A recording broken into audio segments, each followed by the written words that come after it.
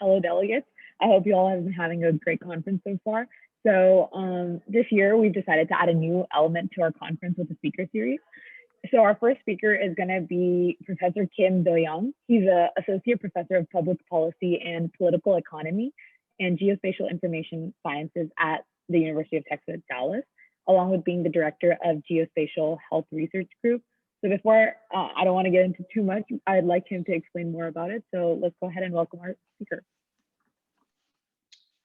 Thank you. I'm so pleased to share some of my research and my perspective in terms of our current battle to COVID-19. So I think this is really timely since we've just seen the new president's strategic plan to combat COVID-19. So I presented this to many different venues, and it's originally like an hour and a half.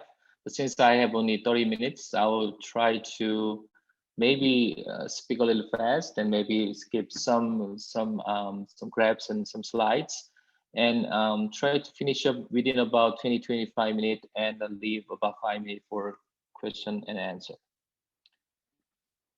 Right. So this COVID-19, I'm sure that everyone knows what they are. So basically, I want to say that this is not a new disease. And because they're all the coronaviruses and kind of share a lot of common things, but why, like what makes this pandemic difference compared to the previous one? So scientifically, medically, biologically, a lot of scientists mention about a couple of things. So are not like transmission rates, and then as well as a lot of people who are the confirmed but asymptomatic, and also relatively low fatality rates. So just simply transmission is a lot higher and larger compared to the previous one. But that's more like a medical definition. But as from a public policy perspective, I think this current pandemic really revealed and the policy or social or even political perspective of this disease, particularly in the United States. So I have taught global health for many years, and I always say in my class that globalization really make this infectious disease and more serious and serious. But we always focus on the low-income regions and settings because those are typically vulnerable to infectious disease. But this time, that really changed our perspective because every country is now vulnerable to new emerging infectious disease, regardless of health, and even much worse in the developed country. So looking at some graphs, so the graph in the left is a typical inverse relationship between the wealth and the infectious disease, the burden, but the current pandemic totally changed that mindset. So as you know that there's some African countries and some developing countries is very low in COVID-19 cases in that, but US is the #1 country that has been devastated by this pandemic. So as of yesterday, these are our current status, and things are getting worse and worse. Now we are going through the third wave. So by roughly 10% positive rates, although we have started vaccination, but now only 2.3 million the complete vaccination has been administered. According to the IHME projection, by May 2021, so almost over 500,000 people will be dying. So then the focus of this presentation is what makes the US even worse. According to the survey, the global survey about the government's reaction or strategy to combat pandemic responses, like the summer of last year, and US is one of the lowest score, and by the opinions of their people. And here in this presentation, I want to focus on the 3 different things. So this could be a public health system failure, as well as the leadership and political concerns.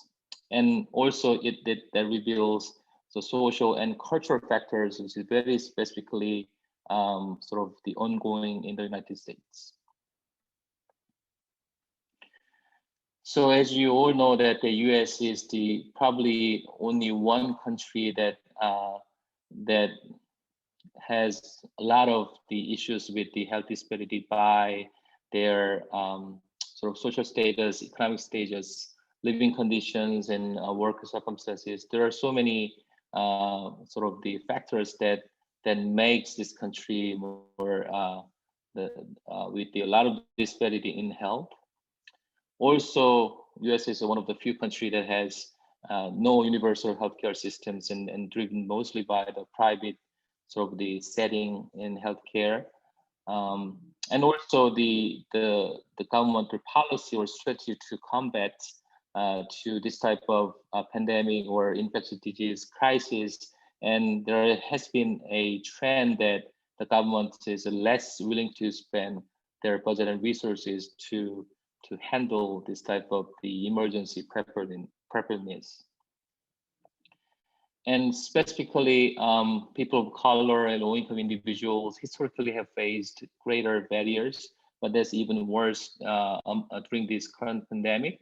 So it's all like as expected, and some like uninsured people are more vulnerable. So the cases itself may not be that different across different socioeconomic group, but the actual deaths and more fatalities are really differ by across different groups. So look at this kind of chart, and so the case itself and transmission rate itself isn't probably pretty similar or comparable across the group, but the actual fatalities or the mortalities are fairly different, like among the minority groups or sort of underserved population in this country.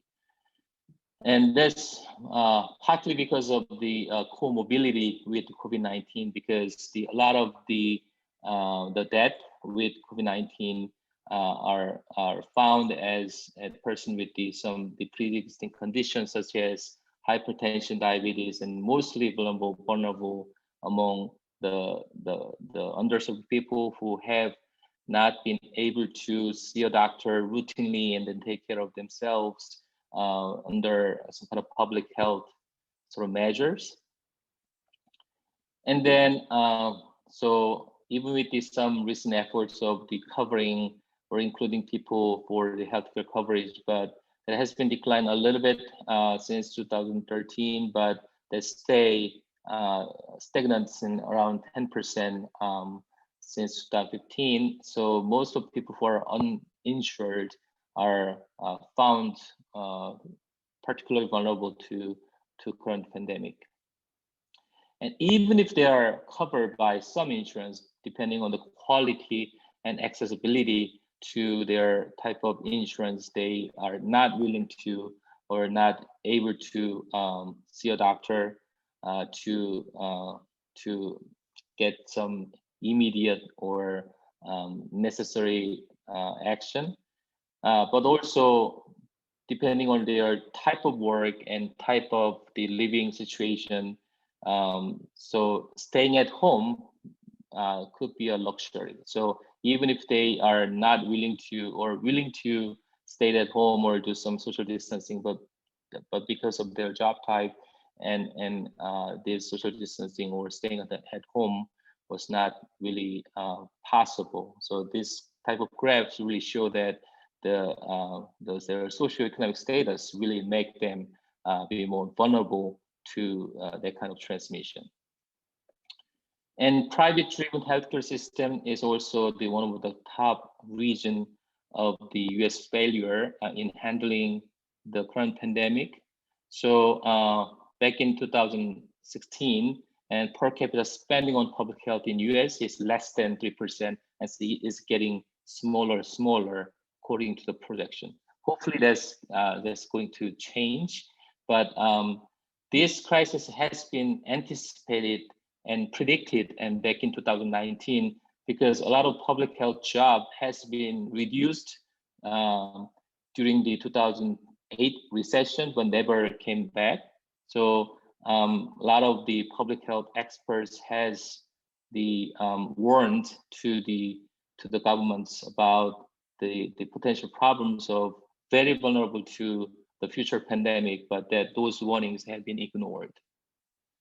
So why the public health is important in handling this type of problem? Because of course, if there's no pandemic in next 5 or 10 years, maybe a lot of resources and expenditure may appear to be unnecessary, but that's not really true because the public health cannot be built up in one day or even in a short time frame, because that includes a lot of the kind of system-wise sort of framework, including surveillance, research, workforce, and laboratory.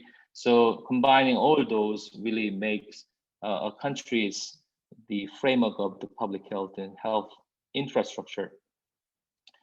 But unfortunately, in this country, the expenditure has been declined, and around probably about 10% among the federal government's contributions. And relatively speaking, the private insurance is going to increase more quickly compared to the other types of public healthcare like Medicare and Medicaid. So it's increasing as well, but not as high as the private insurance. Lastly, I can talk about this a little bit in the next section, but of course, it is totally difficult to prepare for never before seen illness like COVID-19. So initially, almost all the governments, they have struggled with handling this kind of problem. So they had very little experiences. But US actually got more damaged by this pandemic because of their sort of the amateurism and also the lack of sort of the strong governmental sort of the strategy or the passion to handle this kind of problem. So for example, funding for health emergency preparedness was very low, and now at least by end of last year is less than 1% per citizen in the United States. And also their policy has been misguided because of the very naive projection. So for example, back in March 2020, a lot of the projection model anticipated that this pandemic has been probably gone by May 2020 and June 2020. That was totally seriously wrong. Because of that, the US responses has been very slow, and also they made a decision to open their economy too early, which create the second wave and third wave. So look at how the US government's and responses to the previous pandemic. So overall, the actual fund per capita has been continuously dropping since 2002, and only after a certain the outbreak like H1N1 in 2009 and 2014 Ebola, and they got some emergency type of the resources like a one-time basis expenditure or budgeting, but overall that short-term type of response has been stopped, and then it continuously declining. And because of that, the limited resources and the attention in US, the rapid testing and the very immediate action is really important in containing the viruses in the initial phase, but unfortunately, US test is very late and insufficient compared to the other even developed countries. And as I mentioned, then a lot of the projection model misguided sort of the policy leaders, and then they made a too naive decision and when to open the economy and how strong that mandate needs to be, and wearing masks and social distancing and stay at home type of the guideline. And then, so that actually really shows some outcomes of all those pandemic changes and then the death rates across different states. The second issue about the leadership issues, and of course, the US is pretty unique compared to many other countries because it's very federal and highly decentralized countries. So it's very difficult to implement a strong nationwide guideline or order. That's totally understood. But a lot of the policies or governmental actions are highly political, uninformed, inexperienced, even the authoritative and then non-scientific, ignoring scientific. So I don't want to talk a lot about this because you guys all know all about this. And also the internationally, instead of having a good collaboration with the international communities, but the former governments and probably more focusing on the blaming some specific countries or even the international organization, and their policy has been a little sort of biased in terms of the more effective control of the pandemic.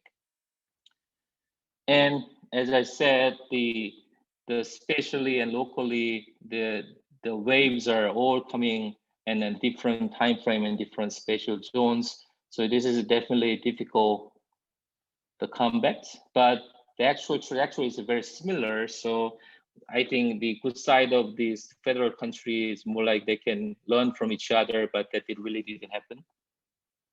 And then a lot of the leadership failures and I think the sort of political leaders and spend more time on the kind of the sharing their political sort of the opinions and sort of the sometimes like misleading information to the people. So it all related to the worst outcome of the pandemic. And some of the actions are very slow and less stringent and compared to the other countries. And also the lack of international collaboration was really visible and initially and even this day, the entire year of last year. So not only the kind of social or international issues, but some kind of trade war with some specific countries and a little isolation in the international communities really create some problem of the getting some necessary equipments to go through the COVID-19 pandemics, because a lot of the medical devices and gears are also some kind of the infrastructure should come from the foreign countries, and that really could make the process slow down, and sometimes it's not possible or not efficient because of the contentious environments with the international communities. Lastly, and social and cultural factors is also important. So there's some cultural or sort of stigma of wearing a face mask. According to the recent survey of me doing, then still 30%, 20% of people in the US are now willing to wear a mask. And there's some contention between freedom versus the healthcare, and also the social cohesion has been an issue and totally bipolarized the country in terms of politics and other cultural issues. So I know it's almost time, so let me just go through quickly about this. And then contact tracing has been a really important the way to control and understand what's going on, and then kind of keep track of all those viruses spread. In many countries that has been very effective, but not really happening in the United States because of this sort of the focus on the privacy and freedom or that kind of issues. And then the social cohesion is a really key to sort of implement a strong policy and guideline, which the current Biden administration really is trying to do. But these social cohesion issues has been spread out across these countries, and particularly for the anti-Asian hatred during COVID-19. And that's mostly driven by the political leaders. And there's a lot of the anti-Asian sentiments and racial biases has been spread, particularly in the initial phase of COVID-19 last year. So I want to mention one thing about maybe we need to really learn from each other and learn from some other countries. And one of the countries that's been very sort of the effective in controlling the pandemic really nicely, in many sort of mostly in Asian countries like Singapore or Taiwan and South Korea. And you can really see the difference between these policies between these two countries, and one has made a differences. So for example, in Asian countries, some Asian countries are they have some lessons from past failure. So they actually really try to conduct an agile and adaptive approach, including proactive and mass testing. And they share the public information, very transparent way. And then that really creates a lot of trust among the public. So citizens are really willing to participate in the very strong mask mandate and social distancing, and that really create a really positive environment of the controlling the pandemic in certain way. So I know in the past 20 minutes I talk a lot about bad things about US, but we still also have some potential. So vaccination, I think the speed of the vaccination people is probably really, we are in the leading group, and also developing the drugs, and sort of basically the medical community are really strongest in the world. And also we are one of the countries really technology driven initiative. So we have the technology available, but how to implement those technologies is the issue. And the strong research infrastructure, like in university, almost everyone now in the university and working on some COVID-related research and also some kind of field intervention. And at least now in US economy is still relatively good. So I think we still have some infrastructure and capacity to handle and invest for the future. So hopefully our new leadership can sort of tackle all those barriers and issues, and then we'll get to the sort of the good final line sometime soon. Thank you. Thank you so much, Professor, for your amazing speech. So we have a lot of great questions here, but time is pressing, so we're only going to go through a few of them. So this is one question that I thought was very relevant to what is going on right now with Corona. This is from Libya. Catherine Lynn. How can we be better prepared for this kind of universal crisis if this happens again in the future? So as I mentioned in the last slide of mine, and a lot of countries in Asia or some country in Europe, they actually took their failure as a really good lesson for the future outbreak. I think this should happen in the United States as well. So initially, I think that recently US did a pretty good job in handling like Ebola or some other like a Zika relatively well compared to other countries. But the COVID-19, a lot of factors are intertwined. So I'm 100% sure that this type of pandemic will come sometime soon, even if this current pandemic is over. So that is why I went through the things we need to do. So for example, the Biden's, the new executive order, the signed today include like 100-day mask mandate campaigns. And also, of course, the vaccination is a key as well. So, but the tool is available, but actual like level of compliance or who's actually willing to follow and abide by those rules and mandates is a totally different issue. This is more like political and social issues. So I think we need to know better about why people are reacting different way. So that is the role of the policy and political science and sociology, more like sort of the more of the non-medical side of the efforts. Another question is from Queen Mary Antoinette. How do you feel the CVS and Walgreens vaccine distribution deal has harmed the effectiveness in the rollout of the vaccine? So I think in this emergency situation, speed is the most important the virtue in this case. I know maybe the vaccine distribution through Walgreens or Walmart, and maybe there may be some side effect or some kind of issues of the doing some quality control. There may be some issues, but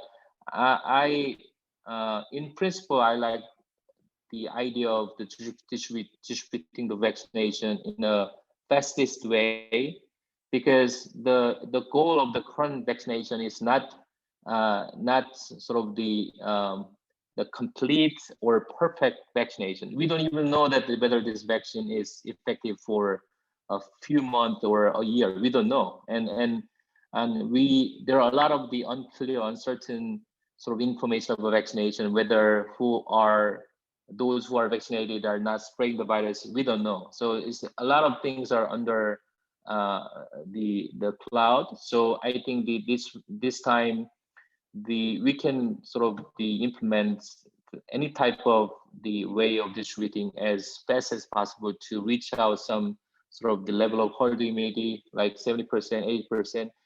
But it needs to go through a lot of the different barriers, like social barriers, because according to the survey, about 30 to 40 people in the US are not willing to take vaccines. So that's another issue that we need to go through. But yeah, the idea of distributing using some more like the venue close to our community, I think there's a necessity, I think. And I think this will be our last question.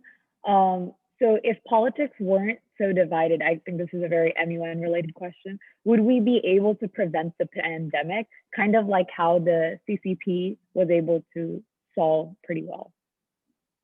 So can you tell me the question again? I couldn't really hear that. Yeah, sure. So if politics weren't so divided, would we be able to prevent the pandemic? Oh yeah. So we cannot really tell, because the next pandemic, the type of the next pandemic, nobody knows, right? So some pandemic really hospital based, some pandemic really based on a certain type of route of transmission. So we don't know. It could not be a virus, maybe something really new bacteria or a different type of pathogen. We don't know.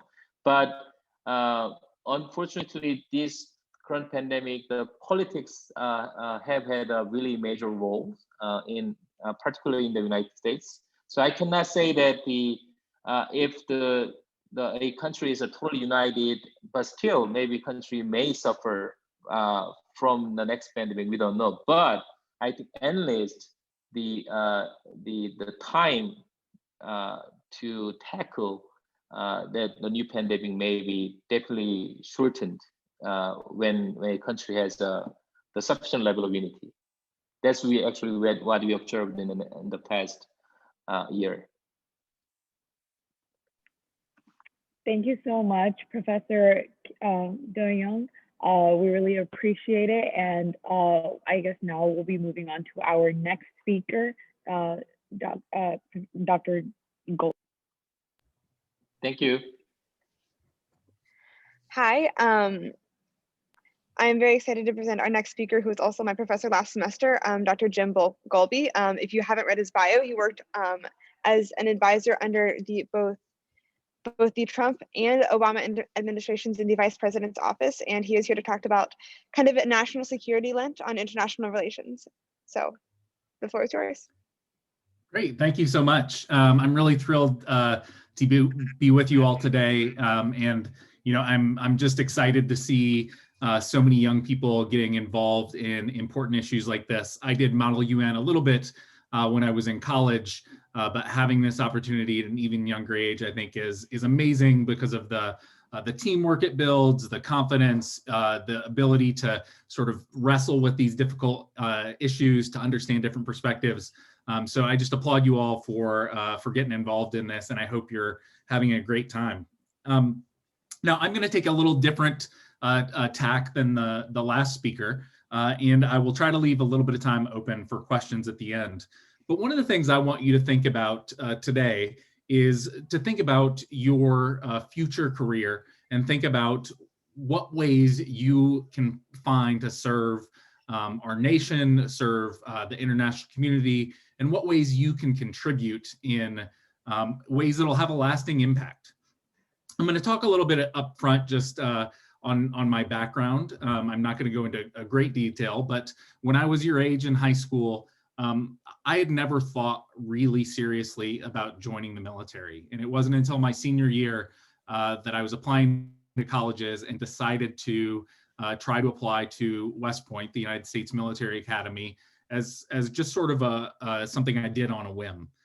But I was accepted, and as a result, I took a visit, and I was just really attracted to the opportunity to be able to go and serve and lead and be involved in something that was, for me, unique and offered a clear path to sort of service and leadership.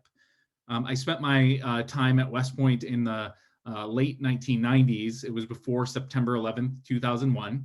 And right after I graduated, within a few months, September 11th happened, and it sort of changed the way so many Americans and so many people in the world viewed the security situation. And, there were a lot of good things that came out of that, seeing the country come together for a very short period of time. But there are also a lot of rash decisions. And a few of those rash decisions found people like me. I was a young Army officer at the time who was serving in Germany in situations where we were going abroad to carry out foreign policy ideas that, regardless of whether or not you agreed with the goals of those, and I think many people did see value, particularly in Afghanistan, of trying to confront international terrorism, but it did find us in situations where we had not thought long-term about how we were going to deal with this new world that changed on September 11th. So I served my time in the military, doing several deployments to Iraq, 15 months in 2004 to 2005, sort of during the kickoff of the first wave of the insurgency. And then I came back and did another deployment for 15 months back to Iraq, near Tikrit, Iraq, during the height of the surge when violence really spiked. And so I was there for two really vital times in terms of the future of the Iraqi government, the future of the Iraqi country, and the fate of U.S. policy in that country and in the Middle East. When I came back from there, I was looking for an opportunity to be able to sort of reflect on what had happened to me, what experiences I'd had. And so I applied for a program while I was still in the military to go back and teach at the United States Military Academy, where I had gone to school as an undergrad. And I was able to go to Stanford University. I got a PhD in political science, and then I went and taught at West Point for several years.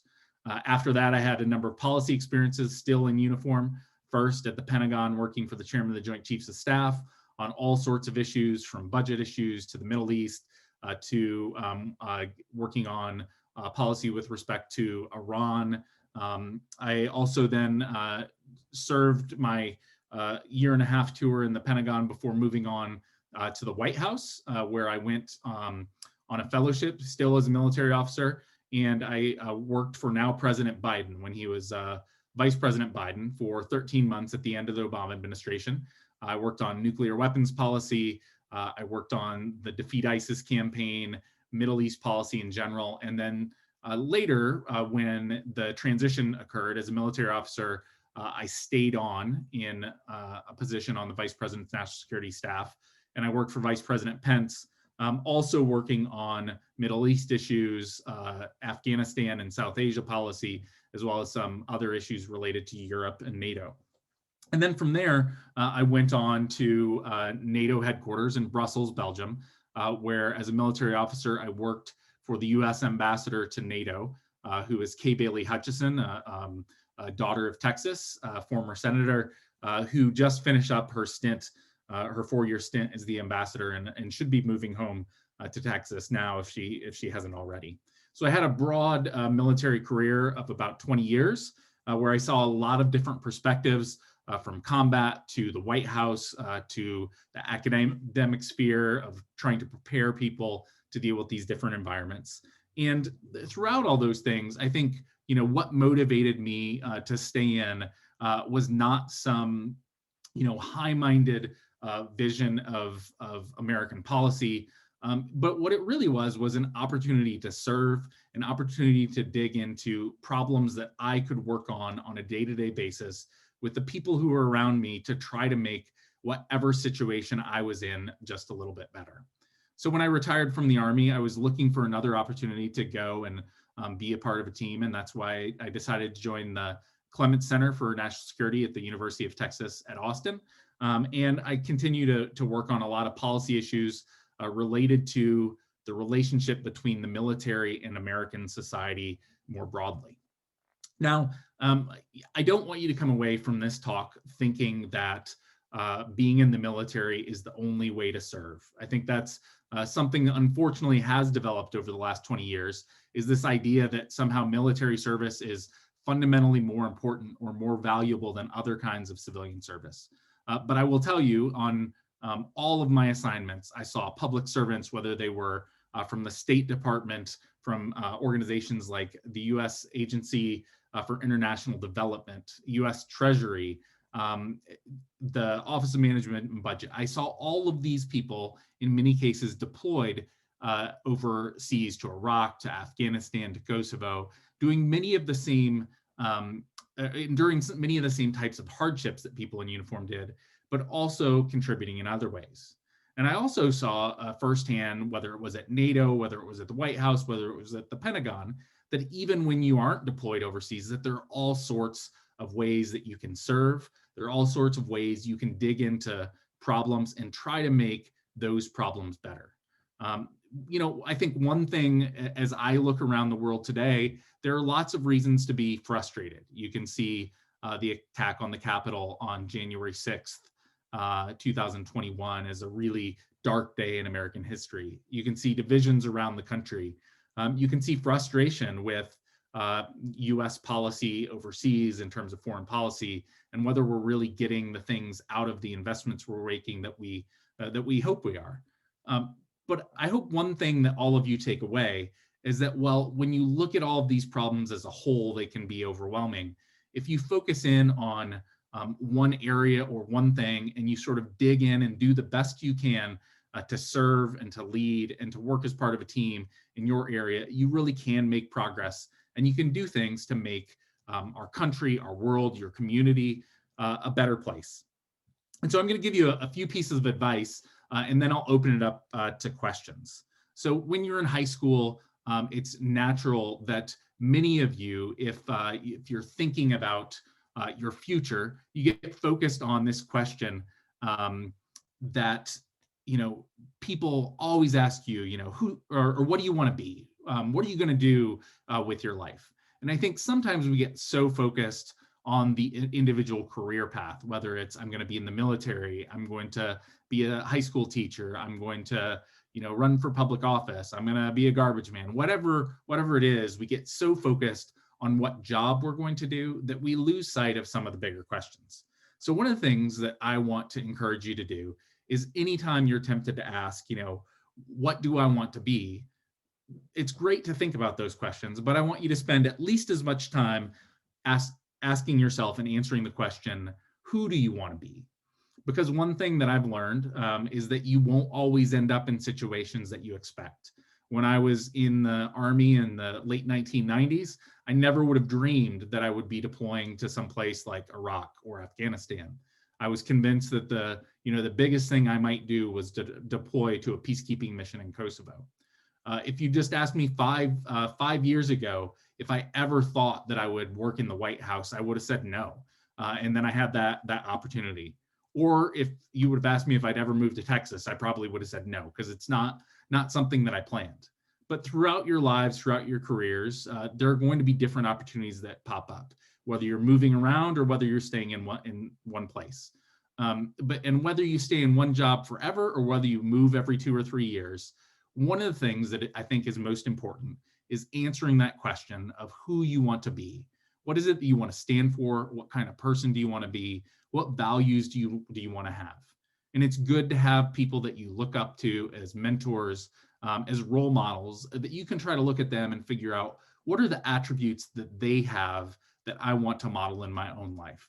Because when it comes down to it, regardless of what job you do, what problem it is you try to solve, or the ways that you choose to serve, what really comes down to how you address those issues is who you are, what attributes you've developed, what character you have, and sort of the passion that you've developed for who it is you want to be.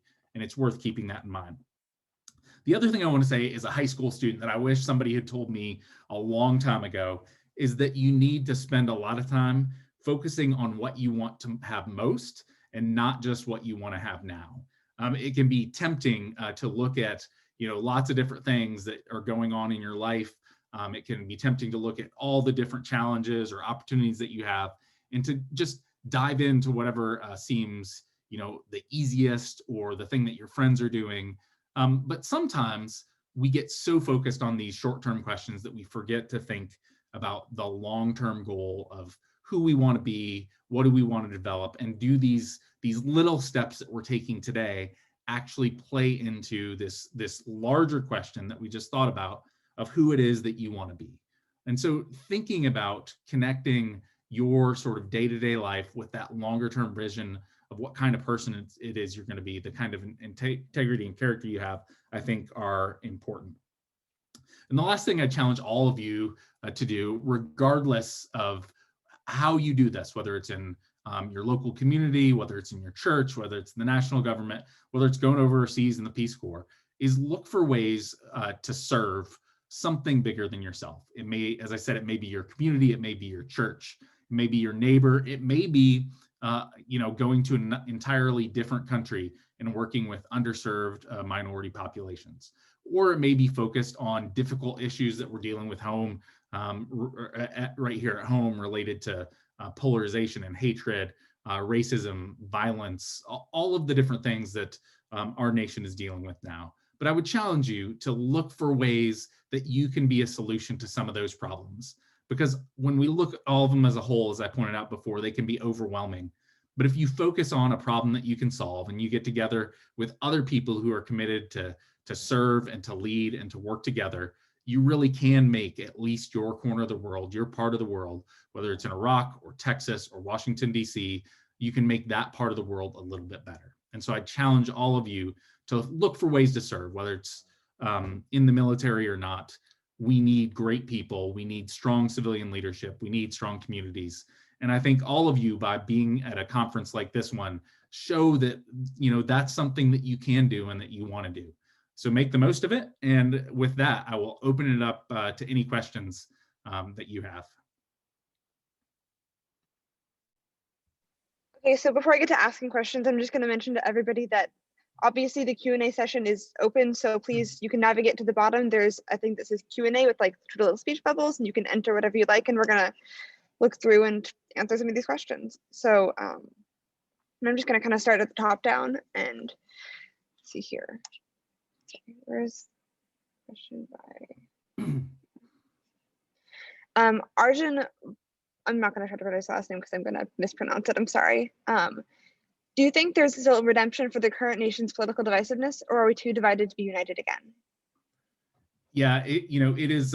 It's a great question, Arjun, and I think we're facing a really difficult time where so many of us, when we look at people from other political parties, rather than trying to look for ways that we might agree or look for ways that we see each other's humanity, we instead just reach for the sort of common solution to point to other people as a blame or a threat. And I think it's really divisive. I think part of what we saw just a few weeks ago on January 6th is at least an indication of the type of thing that can happen when we get so much hatred, so much division.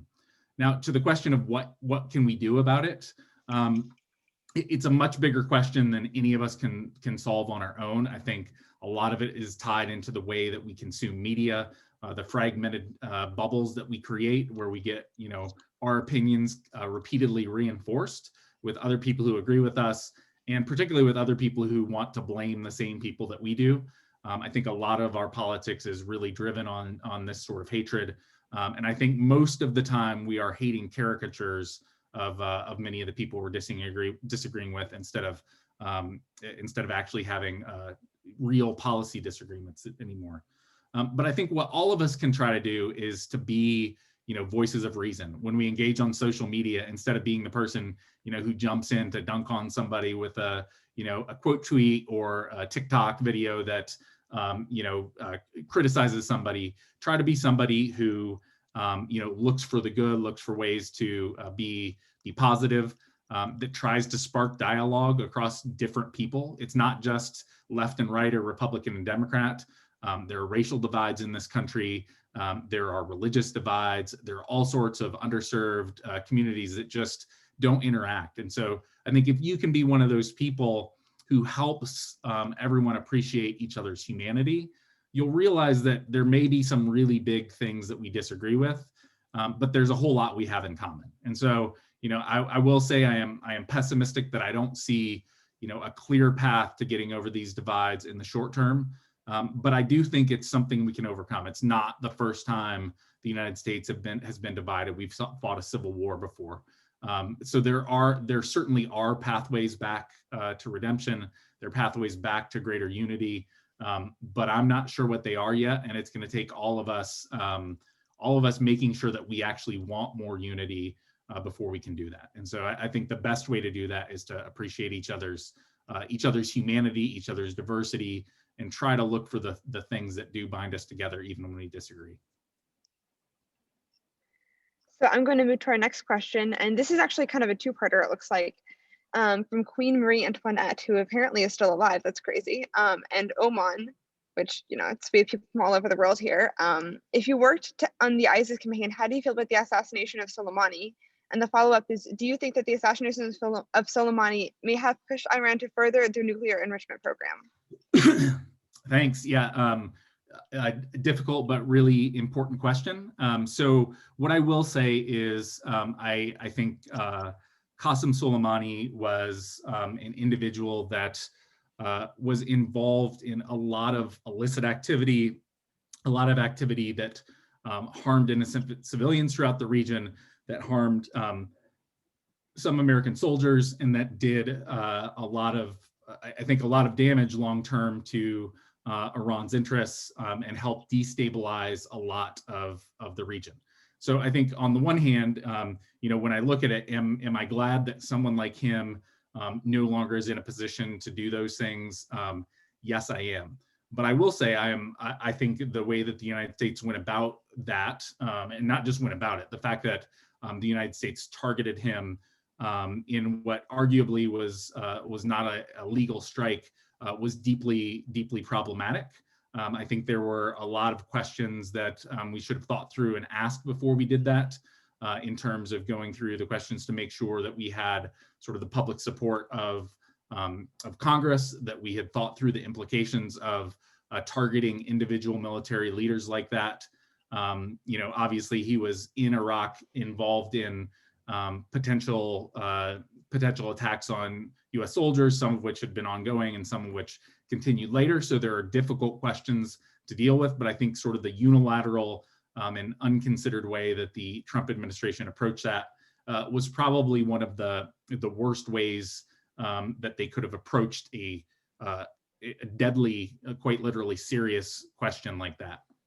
In terms of what impact that had on their nuclear enrichment program, I think it's possible that it could have played in, but it's hard to separate out that particular decision from the broader scope of U.S.-Iranian relations. The breakdown of the Iran deal, which took place under the Trump administration, created a lot of animosity. It made it harder for the United States to work with other like-minded partners who wanted to work on this issue. And it made the situation where the United States and Iran were, at least for a while, going to be at loggerheads with one another, where we had very different views of the world. Now, whether increased pressure with things like Soleimani, with the additional economic sanctions that the Trump administration put on would ultimately work, I think that's an open question that I was skeptical it was going to accomplish everything we wanted to. And so I think there was going to be a push as Iran faced more pressure to look for more ways to increase their security, both through sort of illicit activities throughout the region, as well as doing things like developing some of their nuclear weapons programs.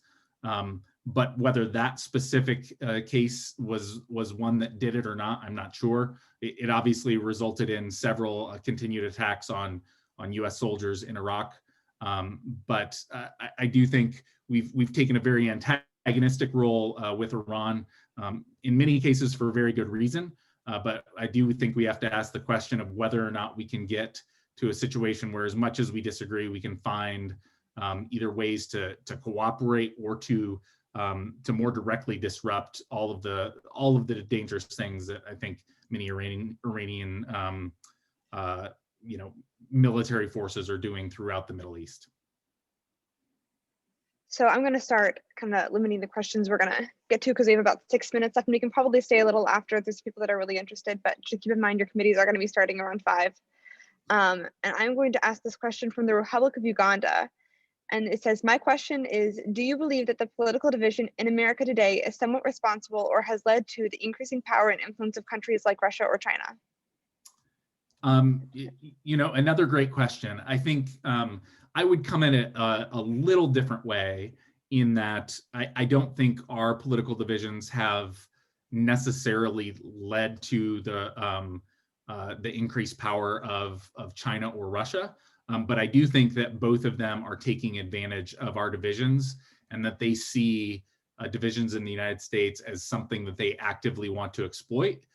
Because I think over the long term, they are worried that a unified United States will continue to be a huge obstacle to the goals that they want to accomplish. So I do think the threats of Russian hackers, of Russian bot farms, and the same thing from Chinese leaders coming in and actively trying to spread propaganda, to spread lies, to, in some cases, simply just play up the divisions we already have, to play up and spread things on Facebook that already draw on divisions we have over race, over sex, over gender, over political issues. I think those are things that they're absolutely exploiting, and that if we don't figure out how to cooperate better on those issues, it's going to be incredibly hard for us to get our act together to deal with the growing power of China in particular.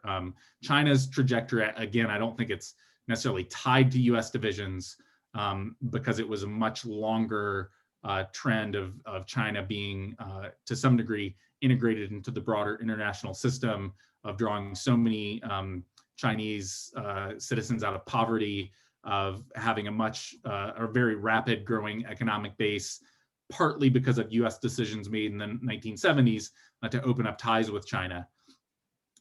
That was a long-term trajectory that we had to think about how to deal with. And as China and Russia and other nations that don't share our values or don't necessarily share the same goals we have see us divided, I definitely think that they look at it as a way for them to further their interests down the road. And while it hasn't necessarily increased their power now, I think if we don't figure out ways to unify, it will make it very difficult for us to deal with the challenges that those nations will face going forward. Okay, and I figure, given that we have about 3 minutes and change left, we're going to end with a question related to y'all's futures, which is from China. And it says, I have some similar career goals. Where did it go? Counterterrorism and national security policy. And I was wondering, do you have any suggestions on key topics we should keep ourselves informed on even before college for this career field? Yeah, that's a great question.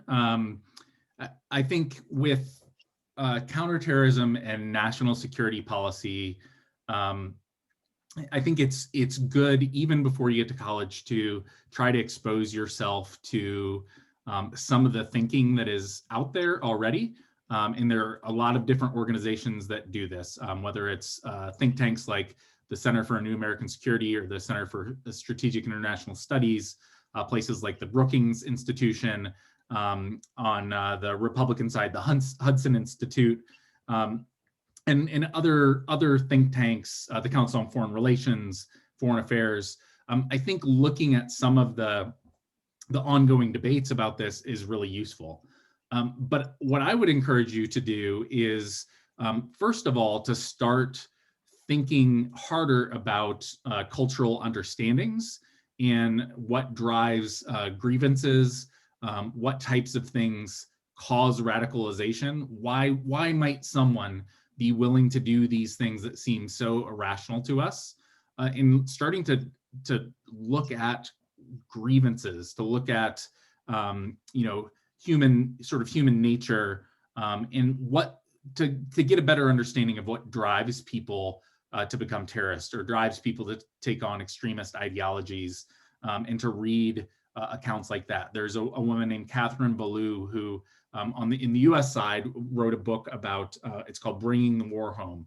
And she looked at how violent extremist groups specifically targeted US veterans coming home from the war in Vietnam, and how sort of their disaffection, how they felt so cheated by their government from the war, made them targets to join these groups, to become more sort of violent and extremist.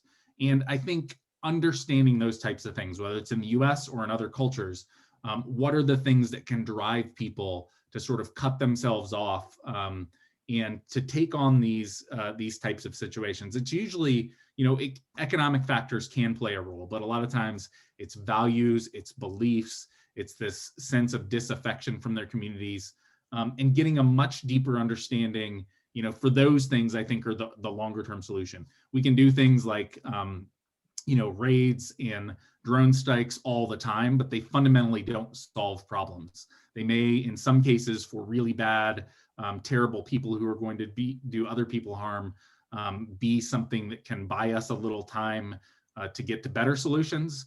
But the long-term problems don't get solved until we figure out why these people have been radicalized and how we can do something to either integrate them back in society, or if they simply can't be reintegrated, look for other legal ways to try to put them in a situation where they're not going to spread those ideas or that harm to other people. So I think looking at the drivers is far more important than understanding the military tools or the sort of tactics that we can use to deal with them.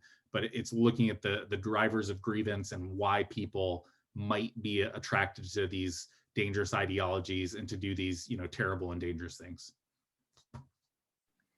Okay, so that being said, first I'm going to say thank you to Dr. Golby, and thank you to you all for coming to our breakout sessions. We really enjoyed you being here. If you're interested in talking to either of our speakers, I'm sure that you can find, I know that Dr. Golby's information is online on the UT Clements Center website, and we have his bio in our thing. And if you're interested in that and you don't know where to find it, you can feel free to reach out to us.